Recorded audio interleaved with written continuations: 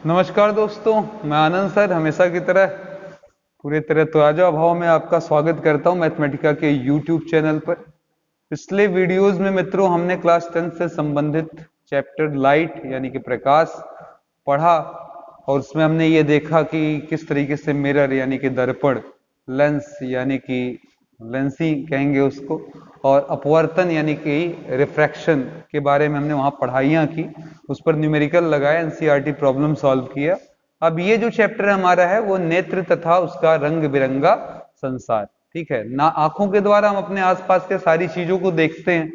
ये रंग बिरंगी चीजें सारी हमें इसी आंखों के जरिए नजर आती हैं। इससे संबंधित टॉपिक जो है यानी कि नेत्र और नेत्र विकार, आई एंड आई डिफेक्ट, ये हम आपको नीचे दिए डिस्क्रिप्शन लिंक में मिल जाएगा, जिस पर वीडियो ऑलरेडी अपलोडेड किया जा चुका है। बस नाम से आप डिस्टर्ब मत होइएगा क्योंकि उसमें बहुत ही डिटेल कर चीजों को बताया गया है। तो उस पर हेडिंग आपको पॉलिटेक्निक एंड वनडे एग्जाम लिखी हुई मिलेगी, लेकिन आपका वो 100% आपके लिए ही बनाया गया टॉपिक है। और इसके अलावा भी हम इस वीडियो के लास्ट में उसका स्क्रीन पर ही अवेलेबिलिटी करा देंगे, जिसे आप टच कर आराम से उस वीडियो तक पहुंचने की भी सुविधा पा जाएंगे। तो जो भी आपको आसान लगे आप दोनों में से कुछ भी कर सकते हैं। हम फिलहाल इस चैप्टर के हाफ पोर्शन यानी कि इस एक्सरसाइज या चैप्टर के हाफ पोर्शन के आगे हमारा प्रिज्म नाम की हेडिंग शुरू होती है, जिसे हम लोग आज प्रारंभ करेंगे। और प्रारंभ भी नहीं करेंगे, ये चैप्टर आज समाप्त भी आपका हो जाएगा क्योंकि इसमें कोई खास बात नहीं है। थ्योरेटिकल पोर्शन है, छोटे ऑब्जेक्टिव क्वेश्चन, लॉन्ग डिस्क्रिप्शन सवाल ऐसे बहुत सारे बनते हैं, लेकिन न्यूमेरिकल नहीं बनता इस सेक्शन से। तो इसीलिए ये बहुत ही मजेदार टॉपिक है, थोड़ा सा ध्यान देंगे सब कुछ समझ में आएगा। तो आइए शुरू करें। प्रिज्म क्या है? बहुत ही सिंपल सी चीज है। कोई भी शेप ले लो मेरे भाई, ट्रायंगल ले लो, चलो 2 ट्रायंगल ले लो, इनको ऐसे लिंकअप कर दो। ये देखो ये प्रिज्म है। आप एक पैरेललोग्राम बना लो, समांतर चतुर्भुज, और सभी के कोनों को ऐसे लाकर मिला दो, ये प्रिज्म है। आप पेंटागन बना लो, मैं कहता हूं ये भी बना लो, ठीक है, सॉरी हेक्सागन आप बना लो, और इनके सभी कोनों को अपने सीध में लाकर क्या करो, मिला दो। ठीक है, तो ये भी क्या है, प्रिज्म है। लेकिन अगर हम फिजिक्स का प्रिज्म बना रहे हैं तो मैथ का प्रिज्म हो गया। फिजिक्स का प्रिज्म बना रहे हैं तो क्या खासियत है, ये पूरा का पूरा जो हमारा मीडियम है वो ट्रांसपेरेंट होना चाहिए, मतलब पारदर्शी तो होना बहुत जरूरी है। ठीक है, यानी कि ये मीडियम जो हमारा है वो क्या होना चाहिए, पारदर्शी यानी कि ट्रांसपेरेंट। क्योंकि अगर पारदर्शी नहीं होगा तो अपवर्तन, परावर्तन, रिफ्लेक्शन या रिफ्रैक्शन जो भी हमें कराना होगा वो हम कहां से कराएंगे। तो ट्रांसपेरेंट होना जरूरी है। तो अगर हम कोई भी 2 सरफेसेस ले लें, ध्यान से देखना, कोई 2 ट्रायंगल ले लें, कोई 2 पैरेललोग्राम ले लें, कोई 2 हम आपका हेक्सागन ले लें, और इनके साइड्स को मिला लें, यानी कि इन सरफेसेस के बीच में हम ऐसे लेयर टाइप का बना ले, जैसे कुछ ना कुछ बन जैसा, बन के बीच में जैसे आप मसाला रखते हैं, ठीक है, बन, तो वो एकदम वैसे ही टाइप का रख लें, लेकिन ये मीडियम ट्रांसपेरेंट हो तो ये हमारा क्या कहलाएगा, प्रिज्म। यानी कि सिंपल में अगर परिभाषा कोई बोले तो समांग मिश्रण यानी कि हेट्रोजीनियस मिक्सचर से बना हुआ कोई भी डायग्राम, कोई भी आकृति जो इसमें हमारा जो सरफेस है वो किसी भी एंगल पर झुका हो, सरफेस जो हो किसी भी एंगल पर झुका हो। यहां देखिएगा, यहां पर एंगल बन रहा है आपका, देख रहे हैं, ये एंगल आपका बन रहा है, ठीक है, इसी को हम लोग क्या कहते हैं, प्रिज्म कहते हैं। अब हमारे सिलेबस में स्पेशली कौन सा प्रिज्म आता है, ये वाला है ना। तो इसको अगर हम उठाकर देखिए, मैं ऐसे पकड़ू इस प्रिज्म साहब को और आपके सामने देखिए, ऐसे पकड़ूं और ऐसे घुमाकर ऐसे कर दूं तो आपके सामने ये ट्रायंगल ही नजर आएगा। यही चीज हमारे बुकों में बनाई रहती है, प्रिज्म का यही भाग हमारे बुकों में बना रहता है। अब इसमें देखिए, अगर मैं नामकरण कर दूं, इसका नेमिंग कर दूं, कह दूं कि सर ये ए है, ये बी है, ये सी है, तो इसमें जो ऊपर जो आप टॉप पर एंगल देख रहे हो इसको हम लोग प्रिज्म एंगल कहते हैं। क्या कहते हैं, प्रिज्म एंगल, यानी कि प्रिज्म कोण के नाम से जानते हैं। ठीक है, प्रिज्म कोण के नाम से जानते हैं। अब सवाल ये उठता है कि sir how reflection occur from prism, किसी प्रिज्म से किस तरीके से हम रिफ्लेक्शन का इवेंट कराएंगे। कुछ भी बोलने से पहले थोड़ा सा फ्लैशबैक में चलते हैं, तरोताजा हो लेते हैं, क्योंकि आज ये चीजें मैं कई बार यूज करूंगा। तो ये अगर आपको क्लियर रहेगा तो ये आज के बाद आपको पढ़ना नहीं पड़ेगा, आप जब चाहेंगे तब डिफिनेशन बना देंगे, जब चाहेंगे पूरी किताब लिख लेंगे। तो इसलिए पहले थोड़ा सा समझ लें बैक गियर लगाकर। वो क्या, हमने पढ़ा था पिछले क्लासेस में, जब हम रिफ्रैक्शन पढ़ रहे थे, क्या पढ़ रहे थे? रिफ्रैक्शन यानी कि अपवर्तन। जब हम पढ़ रहे थे तो वहां हमको पढ़ाया ये गया कि सर अगर सीधी लाइट डाल देंगे तो किसी ट्रांसपेरेंट मीडियम से इस पार से उस पार सीधे सीधे निकल जाएगी, और ये लाइट क्या कहलाएगी? नॉर्मल। लेकिन जब हम कोई इंसिडेंट लाइट यहाँ पर डालेंगे, आकर ये लड़ेगी किसी एंगल पर, किसी अन्य एंगल पर लड़ेगी यहाँ आकर, तो हम कहेंगे सर जी अब आपको ये बताना पड़ेगा कि किधर कैसा मीडियम है। जैसे मान ले अगर इधर रेयर है, इधर डेंसर है, तो क्या होगा? ये लाइट आफ्टर रिफ्रैक्शन इस नॉर्मल के पास आ जाएगी। लेकिन अगर ये ऊपर डेंसर होता और नीचे रेयर होता, यानी कि ऊपर आपका सघन होता और नीचे क्या होता? विरल होता, ऐसा कुछ होता, तब क्या होता? तब ये लाइट यहां पर आकर लड़ती, और लड़ने के बाद क्या करती? और ज्यादा दूर भाग जाती, किससे? नॉर्मल। तो इसमें अवे फ्रॉम नॉर्मल, इसमें क्लोज टू द नॉर्मल। अगर आप किसी विरल माध्यम से सघन की तरफ आते हैं, रेयर से डेंस की तरफ आते हैं, तो ये आपकी लाइट यानी कि रिफ्लेक्टेड लाइट जो है आपकी, वो नॉर्मल के पास आती है। और जब आप डेंसर से रेयर की तरफ जानते हैं, तो ये जो लाइट है आपकी रिफ्लेक्टेड, वो नॉर्मल से क्या करती है? अवे जाती है। अब ये कॉन्सेप्ट आपके समझ में आ गया हो तो प्रिज्म साहब खत्म। अब जरा बताइए मुझे, कितनी सिंपल सी बात मैं कर रहा हूं, जरा ध्यान से देखिएगा। प्रिज्म पर क्या मैं बातें कर रहा हूं वो ध्यान से देखिए, इधर देखिए जरा, केयर करिए कि यहाँ पर क्या होगा हमारा। अगर मैं यहाँ पर पूछूं कि प्रिज्म में क्या हो रहा है, तो यहाँ पर देखिएगा प्रिज्म में यहाँ बाहर क्या हमारे पास? एयर है, यानी कि हवा है। प्रिज्म के अंदर झांक लें तो मैक्सिमम टाइम यहाँ पर ग्लास भी हो सकता है, और या कोई लिक्विड यहाँ भरा हो सकता है। आप चाहें तो इसमें कोई लिक्विड भी भर सकते हैं, ये आपके ऊपर। हेटेरोजीनियस मिक्सचर होना चाहिए, समांगी मिश्रण होना चाहिए, ठीक है। और बाहर फिर क्या है हमारे पास? एयर। अब आप अपना कॉमन कॉन्सेप्ट लगाकर मुझे बता दीजिए कौन सा मुश्किल काम है। ये देखिए जरा, ये लाइट आकर इसके ऊपर गिरी, देखिए कितना इजी चीज मैं बता रहा हूँ। लोग रटते हैं, क्यों? बिना बात का। इधर देखिए इंसिडेंट लाइट आकर लड़ी। अब यहाँ आप पहले परपेंडिकुलर बना लीजिए, नॉर्मल है ना, ये हमारा क्या है? नॉर्मल है। अब ये बताइए एयर कैसा मीडियम है? तो जवाब आ गया है हुआ सर, एयर हमारा कैसा है? बोलिए, ये क्या हुआ? रेयर यानी कि विरल, और ग्लास की तरफ जा रहा है या लिक्विड की तरफ जा रहा है, जो कि क्या है? सघन यानी कि डेंसर। तो अब बताइएगा जो यहाँ रिफ्रैक्टेड लाइट होगी वो इस नॉर्मल से दूर भागेगी कि पास आएगी? तो जवाब होगा सर पास आएगी, है ना। इस तरीके से क्लोज हो जाएगी, सही है। अब यहाँ आकर ये लड़ी, फिर आप नॉर्मल बना लो। अब बताओ जरा क्या होगा? अब कहेंगे सर जी इस बार क्या है? इधर है आपका ग्लास, उधर है एयर, तो ये हो गया आपका डेंसर, उधर हो गया रेयर। अब बताइए क्या होगा? तो जवाब होगा सर अब ये जो लाइट है ये नॉर्मल से क्या करेगी? ये देखो नॉर्मल से क्या करेगी? अब ये भाग जाएगी। इस तरीके से एक प्रिज्म से लाइट जाती है, उधर निकल जाती है। इसको हम लोग आगत किरणें, ठीक है, आगत किरणें, इंसिडेंट लाइट हमेशा की तरह, इंसिडेंट लाइट, ठीक है, और उसको निर्गत किरणें, ठीक है, निर्गत किरणें, ठीक है, कहते हैं। इन नामों से हम जानते हैं। तो ये हुआ किसी प्रिज्म के द्वारा कैसे लाइट का रिफ्रैक्शन होता है, ठीक है। पहले रेयर से डेंसर, फिर डेंसर से रेयर, एकदम सिंपल। R टू D, फिर D टू R, ये हो गया।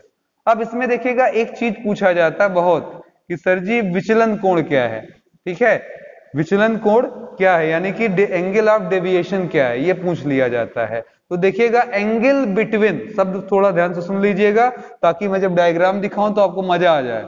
यहां सर जी आज मुझे दिखने लगा, समझ में आने लगा। The angle between incident light and reflected light, incident light और रिफ्लेक्टेड लाइट के बीच जो भी एंगल बन जाता है that is called angle of deviation, यानी कि इतना मेरा रास्ते से भटक गया लाइट। अच्छा ध्यान से सुनिएगा मैं जो पूछ रहा हूं, कि अगर यहाँ पर प्रिज्म हम थोड़ी देर के लिए ऐसे मिटा दें, तो ये बताओ अगर ये लाइट जो जा रही थी वो क्या करती? तो जवाब है सर जी ऐसे सीधे सीधे क्या करती? निकल जाती, सही है। अगर यहाँ पर कोई मीडियम ना होता तो लाइट सीधे सीधे क्या करती? निकल जाती। पर अभी आप क्या पा रहे हो? लाइट हमारी ऐसे जा रही, तो अगर इसको मैं पीछे बढ़ाऊं तो पाऊंगा कि सर जी जाना इसे यहां था, जा यहां रहा। ध्यान से देखिएगा, जाना यहां था, ये इंसिडेंट वाली है, आर वाली है, जाना यहां से था, जा यहां से रहा, तो कितना अपना रास्ते से भटक गया? इतना दूर। यही एंगल हमारा क्या कहलाता है? डेल्टा। इसी को हम लोग कहते हैं, क्या कहते हैं? बोलिए, angle of deviation, angle of deviation. अब यहाँ पर एक मजेदार बात मैं बता दूं, यानी कि अल्पतम कोण क्या बोलते हैं हिंदी में? अल्पतम कोण इसको बोलते हैं, ठीक है, सॉरी विचलन कोण, इसको क्या बोलते हैं? विचलन कोण बोलते हैं। अपने मार्ग से कितना कोई भी लाइट डेविएट कर गया, भटक गया, उस एंगल को अगर मेजर कर लिया जाए तो क्या कहलाएगा? विचलन कोण, यानी कि angle of deviation. Simple definition देनी हो, angle between incident and reflected light is called angle of deviation, आप कह सकते हैं। आप आगत और निर्गत किरणों के बीच का कोण निकाल लें, उसी को हम लोग क्या कहते हैं? विचलन कोण कहते हैं। एक बात और, आप यहां पर अगर एंगल बार बार बदलते जाएं, यहां पर एंगल अगर आप बदलेंगे तो आप जान रहे हैं ये लाइट भी उसी हिसाब से व्यवहार करेगा, अलग अलग रास्तों से होकर जाएगा। तो जब ये अलग अलग रास्तों से जाएगा तो यहाँ अलग अलग विचलन भी होगा। अब इसको अगर आप पीछे बढ़ाओगे तो यहाँ पर कई सारे डेल्टा आपको मिलने शुरू हो जाएंगे, अगर आप लाइट्स बहुत सारे डाल रहे हो, है ना। इन्हीं में से जो मिनिमम डेल्टा मिलेगा, क्या मिलेगा? मिनिमम डेल्टा मिलेगा। ऐसा बुकों में कॉन्सेप्ट क्लियर नहीं हो पाता पढ़कर। इन्हीं में से जो मिनिमम डेल्टा मिलेगा उसी को हम लोग कहते हैं मिनिमम डेविएशन एंगल, निम्नतम विचलन कोण। क्या बोलते हैं? निम्नतम विचलन कोण, ठीक है, मिनिमम डेविएशन एंगल। अब बहुत लड़के ये कह रहे हैं कि सर जी ये बताइए, पहले तो हम रिफ्रैक्टिव इंडेक्स निकाल लेते थे, अल्पतमांक निकाल लेते थे, किस फॉर्मूले से? स्नेल साहब के नियम से, sine i by sine r. थोड़ा कुछ और दिन बीता तो सर जी हमने क्या किया? दूसरा जुगाड़ लगा लिया। क्या लगा दिया sir ji? Speed in first medium, speed of light in first medium upon speed of light in second medium. लेकिन यहां कैसे सर निकलेगा? ये तो बड़ा बवाल है, एक बार दुई दाई फिर एंड सो ऑन, ऐसा कुछ हो रहा है। तो क्या करेंगे? तो इसके लिए एक फॉर्मूला है, आपको यूज नहीं करना है, सिलेबस में आता नहीं है, तो ये है, लेकिन याद कर ले, sign A plus delta M minimum, समझ में आ रहा है? इसी को बोलते हैं डेल्टा एम बाई 2 अपॉन में साइन ए बाई 2। फिर मैं पूछूंगा कि सर जी ये क्या है? तो ये है प्रिज्म का refractive index, refractive index of prism कोई पूछे, ठीक है, यानी कि प्रिज्म का अपवर्तनांक कितना है, प्रिज्म का अपवर्तनांक कितना है कोई पूछ बैठे, तो formula sine A plus delta m by 2 upon में साइन ए बाई 2। अभी थोड़ी ट्रिग्नोमेट्री आपकी कम तैयार होगी, लेकिन फिलहाल मैं एक क्वेश्चन छोटा सा पूछ लेता हूं कि there was a prism with prism angle 60 degree and we find delta m equal to 30 degree, then what is the refractive index of prism? ठीक है, प्रिज्म मटेरियल भी डाल देंगे, प्रिज्म भी कहना गलत है, प्रिज्म मटेरियल। प्रिज्म क्या है कि एक ट्रांसपेरेंट चीज है, उसके अंदर जो डाल दो, पानी डाल दो तो पानी का हमको अपवर्तनांक मिल जाएगा, तेल डाल दो तेल का मिल जाएगा। तो अच्छा सिस्टम है ये निकालने का। तो देखिए कितना आसान है ये निकालना। मैंने लिखा देयर वाज अ प्रिज्म, हमारे पास एक प्रिज्म है और वो प्रिज्म क्या कर रहा है? तो जवाब है कि सर वो प्रिज्म हमारा सिंपली उसका जो प्रिज्म एंगल है जिसे हम ए से दर्शाते हैं, ए बराबर कितना है? 60 डिग्री, और मिनिमम डेविएशन जो दिया वो 30 डिग्री। तो एन का वैल्यू क्या होगा? प्रिज्म मटेरियल का एन क्या होगा? तो जवाब होगा sine A plus delta m by 2 upon में साइन ए बाई 2। लगा दीजिए आराम से। तो साइन है, ए की जगह हमारा है 60, यहाँ 30 बाई 2, फिर यहाँ पर आ जाएगा साइन 60 बाई 2, काट देंगे इसे 30 डिग्री आ जाएगा, इसे काट देंगे 90 को 45 आ जाएगा। अगर आपको टेबल से वैल्यू याद हो तो ठीक है, नहीं तो अभी ऐसे ही काम चला लीजिए, जब मैथ में आप पढ़ लेंगे तब वैल्यू रख दीजिएगा। साइन 45 की वैल्यू 1/√2, साइन 30 की वैल्यू 1/2, ट्राई कर लीजिए, ये उलट कर ऊपर जाएगा 2/1 हो जाएगा, इसे √2 रखकर काट सकते हैं, आंसर क्या आ गया? √2, यानी कि 1.43, यानी कि जो भी मटेरियल है वो लगभग 1.43। अगर आपको याद हो तो पानी का कितना होता है, याद है? अगर आपसे कोई रिफ्रैक्टिव इंडेक्स वाटर का पूछे तो 1 पॉइंट क्या होता है? 33, और क्राउन का पूछे तो इसी के आसपास होता है, यानी कि इसमें भी अंदर क्राउन या वाटर भरा हो, ठीक है, उसी के आसपास का ये आंकड़ा हमको मिल रहा है, ठीक है। तो इस तरीके से हम अंदर के मटेरियल की भी जानकारी प्रिज्म से ले सकते हैं, ठीक है। चलिए अब प्रिज्म के इसी प्रॉपर्टी का थोड़ा मजा लेते हैं, ठीक है। अगली हेडिंग है, बहुत इंपॉर्टेंट हेडिंग है प्रिज्म के लिए, हमारा स्पेक्ट्रम। ठीक है, चलिए। Dispersion of white light, dispersion of white light by prism. ठीक है, हिंदी में प्रिज्म द्वारा श्वेत प्रकाश का वर्ण विक्षेपण। बहुत लड़के भैया हिंदी और इंग्लिश, हिंदी वाले इंग्लिश से, इंग्लिश वाले हिंदी से हाय तौबा मचाए रखते हैं। मैं उनसे यही रिक्वेस्ट करूंगा कि दोनों भाषाओं पर थोड़ा सा ध्यान दें, क्योंकि ये बहुत कुछ हमें क्लियर करता है। शायद हम इतने बड़े अंग्रेज तो नहीं है कि डिस्पर्सन पैदाइशी जानते हो, शायद बहुत लोग को एक बार डिस्पर्सन खोलकर पलटना पड़े। लेकिन अगर मैं वर्ण विक्षेपण बोलूं तो वर्णमाला तो याद ही आ जाएगा, न वर्णमाला आए तो मैं थोड़ा सा पीछे चलता हूं। सिंधु घाटी सभ्यता यानी कि इंडस वैली सिविलाइजेशन के दौरान हमारे यहाँ कास्टिसिज्म था, वहां पर हम लोगों को बांटा गया था अलग अलग तरीकों से, जिसमें राजा था यानी कि इसको क्षत्रिय कहा गया, फिर वहां पर उसके गुरु थे जिसे आचार्य कहा गया, फिर वैश्य थे, शूद्र थे, इस तरीके से कैटेगराइज किया गया था। तो अगर आप यहाँ पर ध्यान दें तो इसने बहुत ही बड़ी बात बोल दी है। क्या लिखा है? वर्ण विक्षेपण।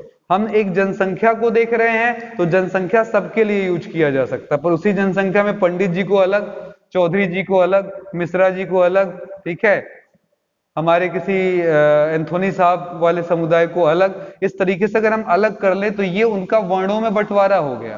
तो बिल्कुल यही शब्द वहां लिखा है, जरा अंडरलाइन करिए। श्वेत प्रकाश, लाइट हमें कैसा दिखता है? व्हाइट, और उसका वर्ड हमें बांट देना, वहां पर हमें उसे बांट देना है, डिवाइड कर देना अलग अलग सेक्शन में। यानी कि अगर बंटवारा हो जनसंख्या में, अगर बहुत सारे समुदाय के लोग हैं तो उनको बांटकर अलग अलग कर दे, ऐसी व्यवस्था किसके पास है? प्रिज्म के पास। तो आधा पढ़ते ही मुझे पता चल गया कि क्या कहानी में है। जब कोई भी व्हाइट लाइट किसी प्रिज्म पर पड़ता है, देखिएगा चमत्कार घटित होता है। क्या होता है? जब कोई भी प्रिज्म हो और उस पर हमारा क्या करता है, व्हाइट लाइट फॉल करता है, तो ये व्हाइट लाइट क्या करता है, देखिए व्हाइट लाइट हमारी पड़ी तो यहां क्या हुआ, इसकी गोली मारी है। इधर देखिए जरा, यहां पर हम लोगों को इस तरीके से अगर हम काउंट करेंगे तो 1 2 3 4 5 6 7 7 ऐसे कलर मिलते हैं, जिनमें सिस्टम भी कुछ ऐसा है जो याद करने में बहुत ही आसान है। अगर आप एक बार बोलकर देखिए विबगार, तो बहुत मुश्किल नहीं है। विबगार को जब बोलकर देखेंगे तो आसानी से समझ सकते हैं। यहाँ नीचे से हमें 7 रंग मिलते हैं ऊपर की तरफ, और उनका क्रम याद करने के लिए सिस्टम है। विबगार याद कर लीजिए, याद हो जाएगा। पहला कलर कौन सा नीचे मिलता है? V for violet, I for indigo, B for blue, G for green, Y for yellow, O for orange, R for क्या हो जाएगा बोलिए? R for red। ठीक है, तो ये किसी भी व्हाइट लाइट का 7 कलर में बंटना कितना सिंपल चीज है।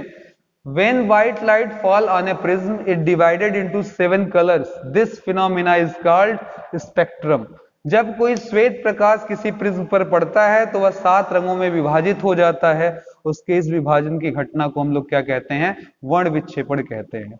और इसमें अगर हम नीचे से ऊपर की तरफ चलते हैं, when we move from below to up, the regular pattern is VIBGYOR. हमें जो मिलता है वो विबगार मिलता है। सबसे पहला वी, फिर इंडिगो, फिर ब्लू, फिर ग्रीन, फिर येलो, फिर ऑरेंज, फिर रेड। काम खत्म। इसी को हम स्पेक्ट्रम कहते हैं, ये जो हमें प्राप्त हुआ। ठीक है, तो अब यहाँ पर ये जो प्राप्त हुआ ये 7 कलर, इसे स्पेक्ट्रम बोला जा रहा है। कुछ बेसिक सवाल बन रहे हैं, जैसे इसमें किस कलर का सबसे अधिक विचलन यानी कि डेविएशन हो रहा है, किस कलर का सबसे कम डेविएशन हो रहा है, ये सारे क्वेश्चन हमसे बनते हैं। तो आप देखिएगा, आप यहां पर एंगल नाप लीजिए। देखिएगा ये इंसिडेंट एंगल है और ये रिफ्लेक्टेड एंगल है। ये देखिएगा इसका रिफ्लेक्टेड एंगल, इसका, इसका, इसका, इसका। अब बताइए इसका एंगल कम, इसका उससे बड़ा, इसका उससे बड़ा। देखिए कितना सिंपल सिस्टम है।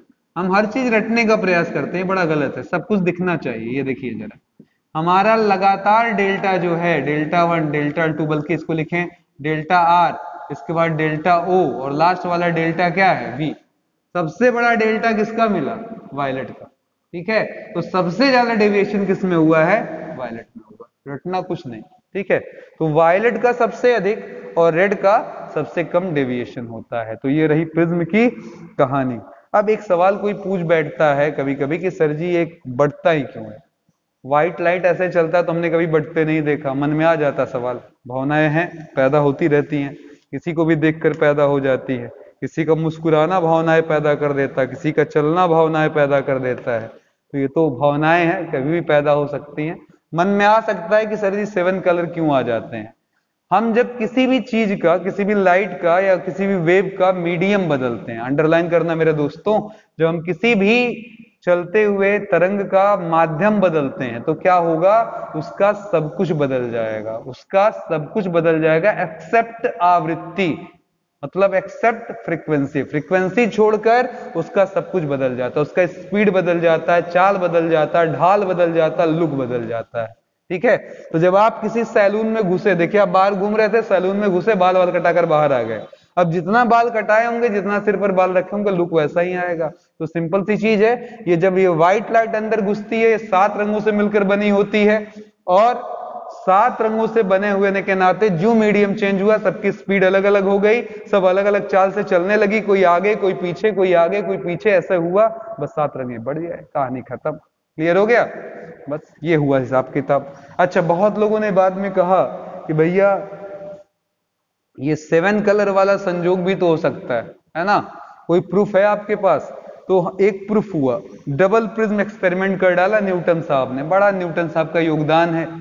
ये इतने जीनियस पैदा हुए कि मुझे लगता है कि शायद ही कम लोग ऐसे हुए हों, हर जगह ये आ जाते हैं, हमें काफी दर्द दे जाते हैं। तो ये देखिएगा इसका उन्होंने प्रूफ कैसे किया।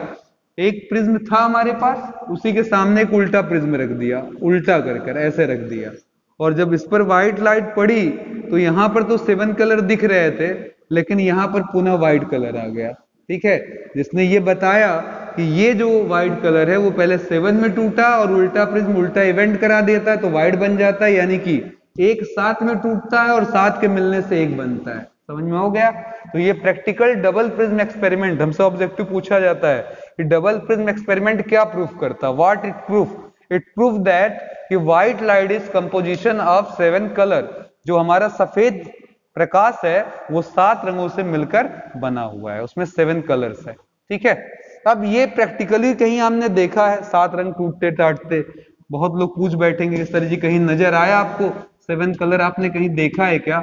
ठीक है, आप बताएंगे हमको 7 कलर का कोई प्रैक्टिकल एग्जाम्पल? तो जवाब है रेनबो, यानी कि इंद्रधनुष। क्या है? रेनबो यानी कि इंद्रधनुष। अब इसको समझिएगा जरा, क्या होता है इंद्रधनुष। ठीक है, कभी कभी जब बारिश के दिनों में हम बाहर निकलते हैं और बारिश अचानक से हल्की हो जाए या बंद हो जाए, तो सामने आकाश में हमें इस तरीके का एक पैटर्न नजर आता है, इस तरीके का। ठीक है, इसमें भी देखिएगा, मैं फिर वही बात बोलूंगा जो मुझे बोलना चाहिए, सबसे नीचे यहाँ वायलेट नजर आएगा और सबसे ऊपर क्या आएगा? रेड। ये भी जानिएगा, सबसे अंदरूनी जो होगा वायलेट, सबसे ऊपर क्या होगा हमारा? रेड। तो ये 7 कलर ऐसे नजर आते हैं, इसे हम लोग क्या कहते हैं? रेनबो। ये होता कैसे है? तो देखिए, जब बारिश होकर थोड़ी थोड़ी बंद हो जाती है तो हमारे एटमॉस्फेयर में पानी की कुछ बड़ी बूंदें रह जाती है। ठीक है, इन बड़ी बूंदों पर जब सूर्य का प्रकाश पड़ता है तो क्या होता होगा? थोड़ा इस बूंद को और बड़ा कर लें ताकि हम इसकी अंदर की कहानी को समझ सकें, है ना। अब ये जब व्हाइट लाइट यहाँ पड़ेगी तो हर बच्चा जानता है कि क्या होगा, तो जवाब होगा ये अपने, ये क्या है? एयर है, यहाँ क्या है? वाटर है, तो ये रेयर है, ये क्या है? डेंसर है, ये अपने रास्ते से भटकेगा और इस तरीके से आ जाएगा, सेम वैसे प्रिज्म जैसे। देखिएगा, यहाँ पर हम चाहें तो इस तरीके से परपेंडिकुलर यानी कि नॉर्मल बना सकते हैं, तो ये अंदर की तरफ मुड़ जाएगा, नॉर्मल के पास आ जाएगा। ठीक है, अब इसमें से कुछ नालायक ऐसे भी होंगे जो उस पार निकलेंगे, मैं ऐसा मना नहीं कर सकता, लेकिन कुछ ऐसे खास एंगल पर भी टकराएंगे जिनका टोटल इंटरनल रिफ्लेक्शन होगा। क्या होगा? टोटल इंटरनल रिफ्लेक्शन होगा। सबका मैं नहीं बोल रहा हूं, कुछ का। ऐसे बहुत सारी लाइट आएंगे ना, ऐसा तो है नहीं कि किसी ने कसम खाए कि हम आना बंद कर देंगे, आएंगे, बहुत सारे आएंगे। उन्हीं में से किसी एक का टोटल इंटरनल रिफ्लेक्शन होगा, तो वो यहीं से लौट कर यहां आकर टकराएगा, और जब वो यहां आकर टकराएगा फिर ये बाहर जाएगा, तो आप जैसा अभी वहां पढ़े हैं, ये फिर क्या करेगा? 7 कलर के पैटर्न में ऐसे टूट जाएगा। बुकों में बात समझ में नहीं आती है, बुकों में कहीं ना कहीं हौच पौच लिख देता है। हौच पौच मतलब लगता है कि घचपचा गया है राइटर लिखने में। होता क्या है यहाँ पर, हर लाइट की बात मैं नहीं कर रहा हूं कि हर बार ये, अगर ऐसा होता तो हर बार इसमें हमको इंद्रधनुष दिखाई देता। इंद्रधनुष एक विलक्षण घटना है। जब यहाँ पूर्ण आंतरिक परावर्तन होगा, टोटल इंटरनल रिफ्लेक्शन होगा, तभी ये लाइट यहाँ आएगी और प्रिज्म का पैटर्न हमको फाइंड आउट होगा। ठीक है, तो ये सबसे बड़ी खासियत है प्रिज्म बनने की। ठीक है, अब यहाँ पर कभी कभी आप सोचिएगा कि हमें कभी कभी डबल प्रिज्म भी मिलता है, दो प्रिज्म एक ही समय में दो। अपने आप को नेट पर खोजिएगा कि दो धनुष की घटनाएं कहाँ कहाँ हुई, एकाक देखी भी गई कई जगह। और ऐसा क्यों होता है कि हमें दो धनुष मिलता है, दो इंद्रधनुष मिलता है एक ही समय पर? ऐसा भी हमेशा ऐसा नहीं होता है, कभी कभी दिखाई देता है। ठीक है, चलिए आगे चलते हैं, इसके आगे बढ़ते हैं। अब एक कॉन्सेप्ट पकड़ेंगे, इस कॉन्सेप्ट पर सैकड़ों जवाब हम देंगे। एक कॉन्सेप्ट सैकड़ों जवाब, मैंने क्या बोला, एक कॉन्सेप्ट और सैकड़ों जवाब। अब जरा प्रैक्टिकली चीजें समझिएगा। एटमॉस्फेरिक रिफ्लेक्शन हम आ गए हैं, एटमॉस्फेरिक रिफ्रैक्शन बहुत ही इंपॉर्टेंट इवेंट है। अगर ये आप समझ गए तो बहुत सारे सवालों का जवाब आपके पास है। वायुमंडलीय अपवर्तन, ठीक है, ये हेडिंग हमारी क्या है, ये आइए इसको समझते हैं। हमारे जो एटमॉस्फेयर है वो बहुत सारी चीजों से मिलकर बना हुआ है, और जब हम अर्थ के ऊपर चलते जाते हैं मेरे दोस्तों, तो ऊपर जाने पर टेम्परेचर भी बदलता रहता है। इस टेम्परेचर बदलने के नाते हम अर्थ के ऊपर कई सारी लेयर्स बना सकते हैं। अब आप कहेंगे सर जी कई सारी लेयर्स क्यों बना सकते हैं, तो समझिएगा, जो लेयर हमारी अर्थ के पास होगी वो थोड़ी कूल होगी, मतलब हो सकता है उसका तापमान मैं मान लूं कि 42 डिग्री होगा, तो इसके ऊपर वाले का हो सकता है 44 डिग्री हो, उसके ऊपर वाले का 50 डिग्री हो, उसके ऊपर वाले का 55 डिग्री हो। आप ऊपर जा रहे हैं और धीरे धीरे जा रहे हैं, सन तक पहुंच जाइए तो आप समझ रहे हैं तो तापमान कितना हो जाएगा, 6000 डिग्री सेंटीग्रेड। एकदम सिंपली बात है, अर्थ आपका जो सन के पास पहुंच जाएंगे तो टेम्परेचर कुछ ऐसा हो जाएगा। तो इस तरीके का जो टेम्परेचर आपको दिखाई दे रहा है इंक्रीज करना, ये क्या करेगा, तो जवाब है जितना ही कम टेम्परेचर होगा, माध्यम के कण यानी कि उसके जो जिन चीजों से भरना बना हुआ है, जिनका कंपोजिशन से बना हुआ है, ऑक्सीजन नाइट्रोजन जिन चीजों से बना हुआ है, वो सभी एक दूसरे के पास पास होंगे। तो यहाँ नीचे वाला जो मीडियम हमारा होगा वो डेंसर होगा, और ऊपर वाला मीडियम कैसा होगा, टेम्परेचर हाई होने के नाते चीजें दूर दूर होंगी, तो वो क्या होगा, रेयर होगा। ठीक है, वो क्या होगा, रेयर होगा। ठीक है, अब यहां पर ऊपर रेयर और नीचे क्या है, डेंसर। ऊपर रेयर और नीचे क्या है, डेंसर। तो जैसे जैसे आप नीचे आएंगे डेंसर होना बढ़ता चला जाएगा, और उल्टा समझिए, जैसे जैसे ऊपर जाएंगे ऊपर धीरे धीरे रेयर होना शुरू हो जाएगा। ठीक है, चलिए अब यहां पर ध्यान दीजिए, ऊपर से नीचे आने में क्या बुराई होगी, तो इधर देखिए मैं एक एग्जांपल ले लेता हूं।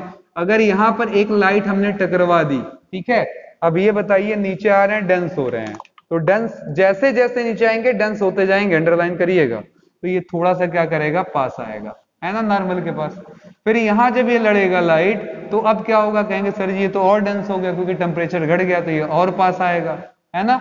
फिर ये और नीचे आएगा, तब क्या होगा सर जी, और पास आएगा, यानी कि जैसे जैसे आएगा ये नॉर्मल के क्लोज होता चला जाएगा। अब 1000 सवालों का जवाब हमसे इस बात पर ले लीजिए कि आप सबके जवाब पा जाएंगे। हमारे तारे जो हैं वो टिमटिमाते हैं, ठीक है, our stars blinks and also look some at higher position from its actual position. उसकी एक्चुअल पोजीशन जो होती है उससे ज्यादा ऊंचा वो हमको दिखाई देता है। आप गेस करिए क्या होता होगा। ये देखिए जरा, तारा है, हम यहाँ जमीन पर खड़े हैं, ठीक है, अब क्या होगा, यहां से लाइट चलेगी और ये लाइट क्या करेगी, ऐसे ऐसे और ऐसे मुड़ती चली जाएगी। ठीक है, थोड़ा सा मैं और अच्छे से बनाता हूं, इसको समझिएगा। यहां से लाइट आई, ठीक है, और यहां से थोड़ी मुड़ी, फिर ये लाइट यहां पर आई और थोड़ा सा पास आ गई, ठीक है, और थोड़ी सी यहां से लाइट मुड़ी और थोड़ी पास आ गई। ठीक है, हम यहाँ पर खड़े थे, ठीक है, हमें क्या लग रहा है, डॉटेड लाइन से इसको बढ़ा दें, हमें क्या लग रहा है कि लाइट यहां से आ रही, क्योंकि light always move in straight line मेरे कॉन्सेप्ट से। तो ये देखिएगा, रियल वास्तविक तारा, और ये आपका क्या है, वर्चुअल वर्चुअल तारा, जो आपको रिफ्रैक्शन के नाते नजर आ रहा है, यानी कि वो अपने एक्चुअल पोजीशन से कैसा नजर आएगा, देख रहे हैं अब 1 मिनट में क्लियर हो गया, समझ में आ गया। अब यहां पर एक चीज बच्चे पूछ बैठते हैं, सर जी ये हमारे किसी प्लैनेट्स के साथ नहीं होता, ऐसा क्यों? तो इसके लिए समझिएगा जरा, जो हमारा स्टार है उसकी डिस्टेंस और किसी प्लैनेट की डिस्टेंस में अगर कंपेयर कर लिया जाए तो जो डी है वो बहुत बहुत बहुत बहुत बड़ा होता है डी डैश से। ये सारी बातें बुक्स में लिखी मिल सकती हैं, पर उनको लिखने का पैटर्न इतना गड़बड़ होता है कि हम कॉन्सेप्ट से दूर भाग जाते हैं, रटने लगते हैं। तो यहां पर ये जो डिस्टेंस है सन जैसे मैं पूछूं कि तारे छोटे क्यों नजर आते हैं, सूरज बड़ा क्यों नजर आता, तो आप कहेंगे सर तारे ज्यादा दूर हैं और सूरज पास है। तो जो हमारे प्लैनेट्स होते हैं उनकी डिस्टेंस कम होती है जबकि तारों की डिस्टेंस बहुत अधिक। तो तारे के केस में ये जो डेविएशन है वो बहुत ज्यादा होता है और किसी प्लैनेट के केस में ये डेविएशन बहुत ही कम होता है, इसीलिए वो हमें बहुत ज्यादा माप नहीं दे पाता कि बहुत ज्यादा अप या डाउन हमको प्लैनेट नजर आ पाए, इसीलिए वहां पर हम उसका एनालिसिस नहीं कर पाते कि प्लैनेट में भी कोई ग्रोथ हुआ ऊंचाई में, जबकि तारों में बड़े आराम से हमको ये नजर में आ जाता है। अब यही कारण एक और बनेगा, हम जब सुबह उठते हैं तो ऐसा होगा कि हमको जो मॉर्निंग है वो, इधर देखिएगा बहुत इंपॉर्टेंट हेडिंग है, क्वेश्चन बनता है इस तरीके से कि advance sunrise and delayed sunlight, हमको एडवांस सनराइज मिल जाता है, हमको सुबह का सूरज जल्दी दिखाई दे जाता है, ठीक है, और जो सनसेट होता है वो डिले होकर जाता है, ऐसा क्यों है? फिर वही कॉमन सेंस, इधर देखिए जरा, ये हमारी पृथ्वी है, ये सूरज साहब है, मान लीजिए यहां पर सूरज साहब है, मान लेते हैं, ठीक है, ये बज रहा है 5, ठीक है, 5 बजे का इवेंट है। अब यहां से जो लाइट आ रही है वो लगातार क्या कर रहा है, अपने रास्ते से क्या कर रही है, भटकते भटकते हमारे तरफ आ रही है, ऐसा ही तो हो रहा है, हम यहाँ पर हैं खड़े, तो अब ये हमें क्या लगेगा कि सर जी ये ऐसे सीधे लाइन से आती है, हमारी स्ट्रेट लाइन में ही चलती है, तो जब इसको हम स्ट्रेट बनाएंगे तो देखिएगा यहाँ पर हमें लगेगा सन की एक्चुअल जो पोजीशन दिखाई देगी वो यहाँ दिखाई देगी। अब ये प्रैक्टिकली देखा गया है कि कितने मिनट के अंतर से दिखाई देती है, तो लगभग 2 मिनट, मतलब हमें सन की जो पोजीशन नजर आएगी 5 बजे, वो पोजीशन होगी जो 5:02 पर नजर आती, यानी कि 2 मिनट पहले ही हम वो दृश्य देख चुके होते हैं जो हमको 2 मिनट बाद देखना था। अब इसी कॉन्सेप्ट पर आप उल्टा भी कर शाम वाला कहानी समझ सकते हैं, ठीक है, एकदम सेम टू सेम है, ठीक है, कोई दिक्कत इसमें मुझे नहीं लगता कि कोई प्रॉब्लम होगी, ठीक है। आप चलिए अगली चीज समझते हैं, स्कैटरिंग ऑफ लाइट। यहां लिखना ही है कहानी को मित्रों, और लिखने के लिए समझना बहुत जरूरी है, क्योंकि रट कर तो आप कोई काम नहीं कर सकते, तो लिखना आपको है, समझाना मुझे है, क्योंकि ये हेडिंग समझाने लायक है, ठीक है। चलिए scattering of light, scattering of light last heading है कहीं ना कहीं, ये समझ गए तो बस ये टॉपिक पूरी खत्म हो जाएगी आपकी। यहाँ पर कह सकते हैं स्कैटरिंग ऑफ लाइट, यानी कि हम इसको प्रकीर्णन बोलते हैं, हिंदी में क्या बोलते हैं इसको, प्रकीर्णन। तो इसमें कुछ बताने जैसा नहीं है, ये बताइए अर्थ के एटमॉस्फेयर में S2O के कण है, ठीक है, मना नहीं किया जा सकता, ठीक है, कार्बन डाइऑक्साइड के भी कण हैं, ठीक है, नाइट्रोजन भी है, कोई मना नहीं कर सकता है ना, धूल धक्कड़ के भी कण हैं, बहुत सारे ऐसे हैं। तो जब ऊपर से लाइट आती है तो इन कणों से टकराएगी, ठीक है, इसमें बहुत सारे कण ऐसे भी हैं जो नॉन ट्रांसपेरेंट हैं, तो लाइट को क्या करेंगे, रिफ्लेक्ट कर देंगे, इस तरीके से रिफ्लेक्ट कर देंगे, ठीक है, और जब ये घटना घटने लगेगी तो इसी घटना को हम लोग क्या कहते हैं, स्कैटरिंग ऑफ लाइट, ठीक है।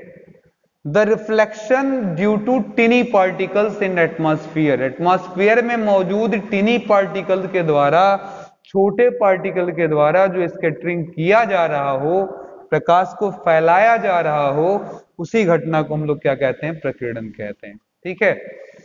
किसी भी छोटे इन कणों के द्वारा प्रकाश किरणों का फैलाया जाना, एक्सपेंड कर देना, क्या कहलाता है, हमारा स्कैटरिंग कहलाता है, ठीक है, यही हमको समझना। अब ये स्कैटरिंग किस पर डिपेंड करती है, कोई पूछ बैठे तो बहुत जबरदस्त है, इसे मैथमेटिकली निकाला गया 1/λ⁴। अब हम वापस आएंगे, क्योंकि मैं उस समय भी बता सकता था लेकिन मैंने बताया नहीं जानबूझकर। जब हम विबगार से वायलेट से रेड की तरफ जाते हैं तो वेवलेंथ अगर कोई पूछ ले V का और रेड का, तो इसको याद होना चाहिए हमें। इसका होता है 3800 एंगस्ट्रॉम और इसका होता है 7800 एंगस्ट्रॉम। ठीक है, तो वायलेट का वेवलेंथ यानी कि तरंग दैर्घ्य, ठीक है, बैगनी रंग का तरंग दैर्घ्य कितना होता है 3800 एंगस्ट्रॉम, लाल रंग का तरंग दैर्घ्य यानी कि वेवलेंथ कितना होता है 7800 एंगस्ट्रॉम, और मैंने क्या बोला प्रकीर्णन यानी कि आई यानी कि स्कैटरिंग ऑफ लाइट डिपेंड करता है लैम्डा के पावर 4 पर। अब आप खुद बताओ कि अगर मैं ये दोनों पोजीशन ले लूं तो किसका बड़ा आएगा, आराम से देख लो। यहां मैंने लिया पहले वायलेट वाला, वायलेट पर 4 लगाया और आई लगाया 1 बाई लेमडा आर पर 4, तो अब बताइए क्या होगा, ये आएगा 3800 पर 4 और ये आएगा 7800 पर 4। किसकी वैल्यू बड़ी आएगी बोलिए, तो ऑब्वियस है ये बड़ा आएगा और ये आएगा छोटा।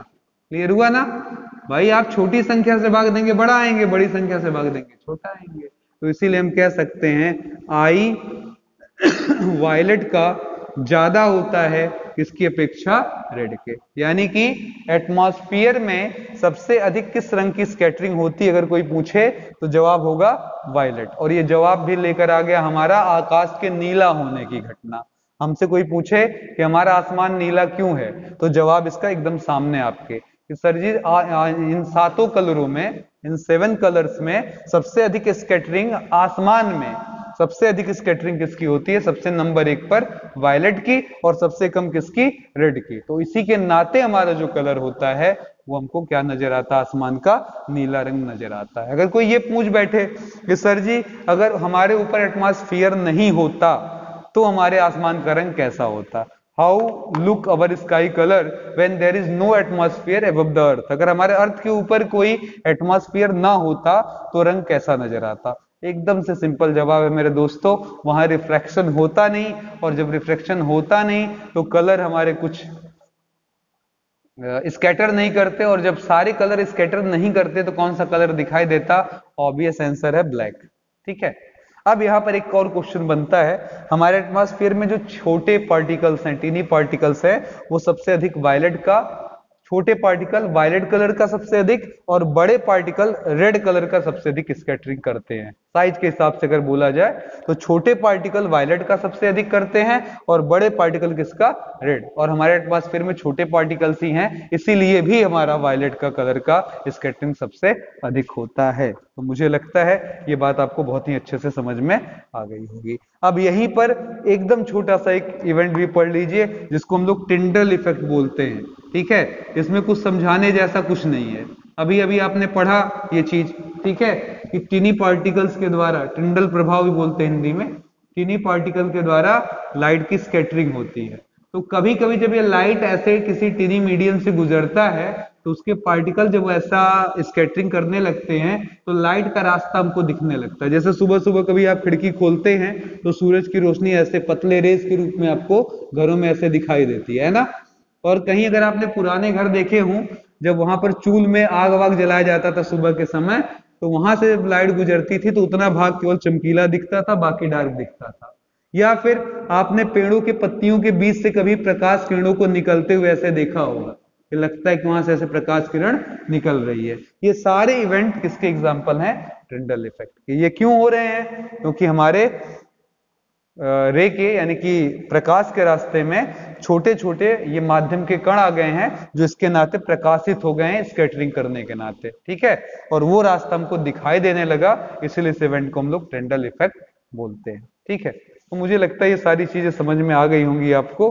अब एक छोटा सा प्रयोग है स्कैटरिंग ऑफ लाइट का जो हमको समझ लेना है, इसमें कोई बड़ी बात नहीं है। जैसे हमने आपसे बात कहा कि सबसे पहले हम लोग वायलेट का, यानी कि अगर मैं एक क्रम बना लूं, जरा ध्यान से सुनिएगा, ये हमारा अर्थ है और ऊपर हमारा स्काई है, ऊपर से आएंगे तो सबसे पहले वायलेट का, फिर इंडिगो, फिर ब्लू, फिर ग्रीन, फिर येलो, फिर ऑरेंज, फिर रेड। यानी कि ऊपर वायलेट कलर, उसके बाद ये ऐसे ऐसे होते हुए अर्थ तक कौन सा कलर सबसे ज्यादा आएगा, तो जवाब होगा रेड। रेड कलर सबसे अधिक हमारे पास आएगा। इसीलिए एक कारण ये भी होता है कि सुबह और शाम का सूरज जो होता है वो भी रेड होता है। अगर कोई अचानक पूछ बैठे तो ध्यान दीजिएगा, ये ज्यादा सुबह और शाम का सूरज के समय क्या होता है पोजीशन, सुबह और शाम का सूरज हमसे बहुत ज्यादा दूरी पर होता है, ध्यान दीजिएगा, बहुत ज्यादा डिस्टेंस पर होता है। तो ज्यादा डिस्टेंस जितना ट्रेवल करेंगे उतना ज्यादा हमारा violet, indigo, blue, green, yellow, orange खर्च होगा और ज्यादा से ज्यादा हमारी आंखों तक कौन सा कलर पहुंचेगा, रेड। इसीलिए हमको सुबह और शाम का सूरज रेड दिखता है। फिर लोग कोई पूछ बैठे कि सर जी फिर दोपहर में क्यों रेड नहीं दिखता है, तो सुनिएगा, ये मैं ला रहा हूं चलाकर। अब आप बताइए क्या हो रहा है।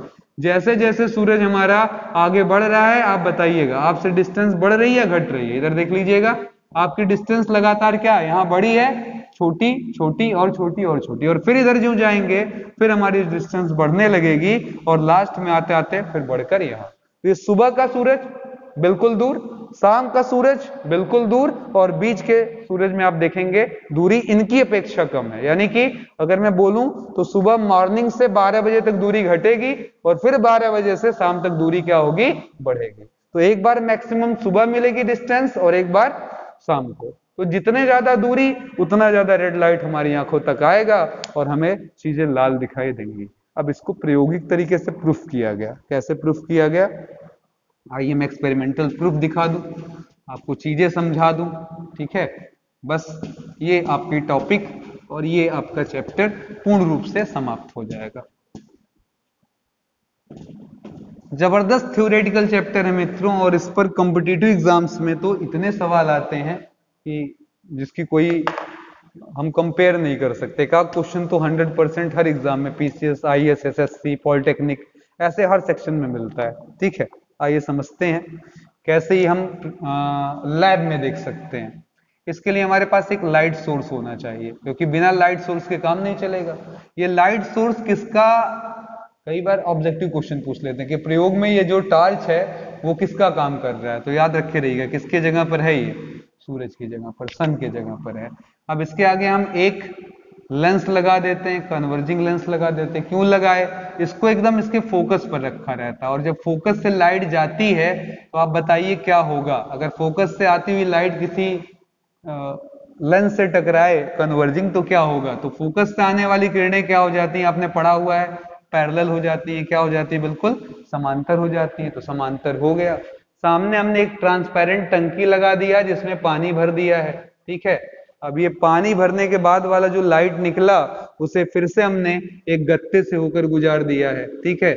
इस गत्ते से होता हुआ लाइट उस पार निकल रहा है और उस पार जाकर फिर एक हमारे लेंस से टकराएगा और फिर इसका यहाँ पर स्क्रीन पर हम आउटपुट ले लेंगे कि क्या बन रहा है, क्योंकि अब ये एक पॉइंट के रूप में नजर आएगा। इससे फैल कर नहीं आएगा तो हम भी कंफर्म रहेंगे कौन सा कलर है, क्योंकि अगर बहुत सारा फैल जाएगा तो कलर वो धुंधला बनेगा, ब्लर बनेगा, और हम फिर क्लियर नहीं हो पाएंगे। क्योंकि बहुत बच्चे पूछते हैं सर जी यहाँ क्यों लेंस लगा दिया, तो ये एडवांस जवाब ले लीजिए, क्योंकि ये किरणें जब एक जगह इकट्ठा होंगी तो चीजें हमारी चटक बनेंगी। समझिएगा, चटक बनेंगी यानी कि क्लियरिटी ज्यादा आएगी, और अगर ये फैल कर बनेंगी, अगर ये हटा देते तो ब्लर बनती, और ब्लर में हम कलर को आइडेंटिफाई नहीं कर पाते कि कौन सा कलर इसमें मौजूद है ज्यादा, है ना।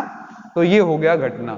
लेकिन देखा ये गया यहाँ पर कि सबसे बड़ी बात ये थी कि अगर यहाँ पर पानी भरा हुआ था तो हमने यहाँ लाइट डाला और हमें वहां वही लाइट दिखा, अगर यहाँ व्हाइट लाइट डाला था तो वहां भी हमको व्हाइट दिख रहा था, मतलब इसमें कोई फर्क नहीं पड़ा। ऐसा क्यों हुआ, तो जवाब है वाटर में हमारे पास कोई भी टिनी पार्टिकल नहीं है, इसमें कुछ खुरापाती कण लाइए सर, सूक्ष्म कण लाइए जैसे एटमॉस्फेयर में होते हैं। तो उस तरीके की चीजों को लाने के लिए इसमें सोडियम थायोसल्फेट डाला गया।